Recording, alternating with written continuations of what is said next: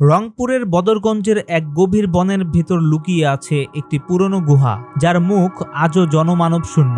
স্থানীয়দের মতে রাত নামলে সেখান থেকে অদ্ভুত কান্নার শব্দ শোনা যায়। গত বছরের নভেম্বর মাসে তুহিন নামের এক কলেজ পড়ুয়া যুবক সেই গুহায় ঘুরতে গিয়ে আর ফিরে আসেনি।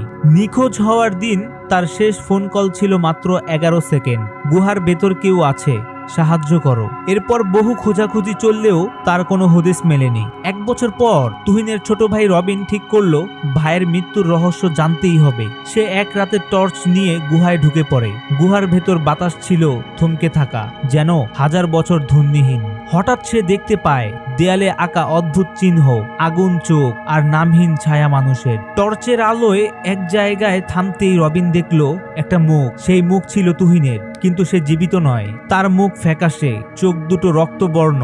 ভাই, আমি আটকে গেছি, ফিরে যাও। রবিন পিছনে ঘুরতে না ঘুরতেই বাতাস ভারী হয়ে এলো। গুহার দেয়াল যেন কেঁদে উঠল। মাটির নিচ থেকে উঠতে লাগলো মানুষের গলা, চিৎকার, কান্না আর ফিসফিস। হঠাৎ টর্চ নিভে যায়। শেষবার রবিনের চিৎকার শুনেছিল গ্রামের এক রাখাল, ওরা আমাকেও টানছে। পরদিন গুহার মুখে পড়েছিল একটি মোবাইল, আর স্ক্রিনে ভেসেছিল একটি ভয়ালো ছবি, 2 ভাই পাশাপাশি দাঁড়িয়ে, কিন্তু পেছনে আরো অনেক ছায়া। আজও কেউ সেই গুহার কাছে যায় না। রাত হলে বদরগঞ্জের বাতাসে ভেসে আসে 2টি ছেলে ভাইয়ের কান্না, হারিয়ে যাওয়া আত্মাদের আর্তনাদ।